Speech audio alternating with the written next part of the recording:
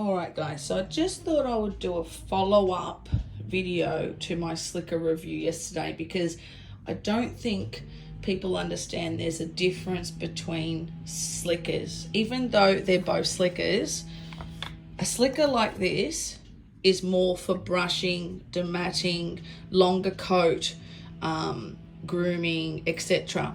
A slicker like this, it is not for dematting.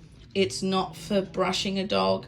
It's more for a straightening, separation of the hair and straightening the coat. You can utilize it as a brush to brush your dog, but you're gonna have you're gonna have to brush a lot harder using this than using this. And the reason for that is, see the curvature in the pins, that grabs the coat, where this one doesn't grab the coat, it just separates the coat. So it's more for straightening.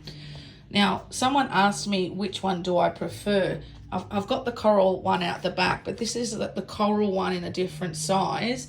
I personally am not a fan of the coral color in the Chris Christensen. I find it too hard, too rigid. So my go-to slicker is the black one, okay? You've got to understand, even though they look, see, that's the coral and that's the black. They look exactly the same, but they're very different. So do you notice how this one has less pins? This one has more pins. This one's more rigid. So this one's more for husky coat that is really thick. This is more for, I call like an everyday, all-purpose slicker. I find this one too rigid, so I actually find it really hard to use. So that's why I don't recommend the coral one. And also, because they are so expensive, I always recommend the black one. Everyone I've recommended this slicker to, once they purchase it, they understand exactly what I'm talking about. 2 brushes of this will be equivalent to 10 brushes of this. So it's just the way it's made, it's very different. So ones like this that you'll find at pet stores, they are a great everyday slicker. They're not expensive. And the reason I like to recommend the Sheer Magic is, to be honest, they're very good quality. This is the Flexi slicker I keep talking about. Now I can't open that one, but can you see the pins, how they're gentle? They're not overly rough.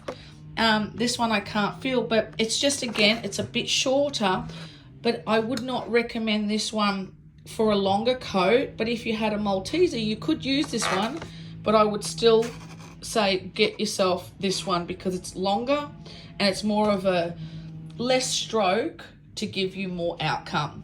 Now, this is the Artero range. I personally don't like the Artero range. I find it's, again, really hard, and I find most dogs don't like it because it's really, really hard.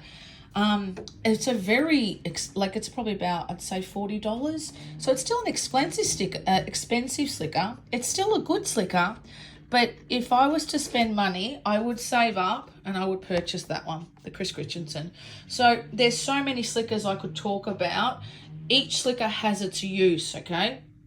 So when you're dealing with these small pins, they're more for when you're straightening coat or if you're doing some styling. Do you know what I mean?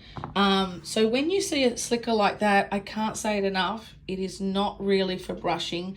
It's more for the styling, straightening, and if you're doing some type of scissor work. If you have any questions on any other slickers, just let me know. But again, there's so many different variations to slickers. So my always go-to is the Chris Christensen. So that is my follow-up on the previous review, because I think people sort of got a bit confused by what I meant. Let me try and see if I've got any other slickers. See, like something like this, right? These used to be really popular many years ago, the Lawrence. But I have to tell you, God, look how rough that is. And then you wonder why a dog does not enjoy being brushed with it. Many dogs don't enjoy being brushed with the cheaper slickers is because they are hard as a rock. And you'll find the ones in pet stores, they're very similar. They're hard as a rock. So when you're purchasing a slicker, make sure you feel your slicker. If the box doesn't allow you, then usually it's going to be a cheaper slicker, yeah? So you want one that's, moves a little bit, doesn't hurt your dog. Now, talking about different breeds, if you had a Maltese Terrier, for example, I'd be recommending a pin brush. And the reason for that is because I wouldn't want you to be breaking too much of your coat. Now, see these pin brushes, both Chris Christensen, but they're both very different. This one has a lot less pins. This one has a lot more pins. So I find this one a better quality one. They are still both very good brushes, but it depends on, what you're trying to achieve, I suppose. I'm trying to see if there's anything else. Okay, so again, there's then ones like this. They're different again. God, there's so many I could go through. It's not just like as easy as saying, is this good, is this bad? Everything has its purpose, but try and save up for a good quality one, and be careful of price, because sometimes I see slickers that are really cheap and nasty going for like $40, $50, and they're just not worth the money. Look at the reviews and ask a groomer. A groomer will always tell you. So 2 things you need in your kit if you're going to brush your dog is a slicker and a fine tooth comb. That's what you need. People don't realize how important having a fine tooth comb is. And again, I'll do a video on this. Every comb is different. So this fine tooth comb is got wider pins. This has got more thinner pins. So this is more of a finishing one. This is more of a separation of coat one. So it's just hard to say is something good, is something bad. Give me what you've got and I'll tell you my honest opinion. But I do prefer quality over quantity. And I've got a lot of stuff.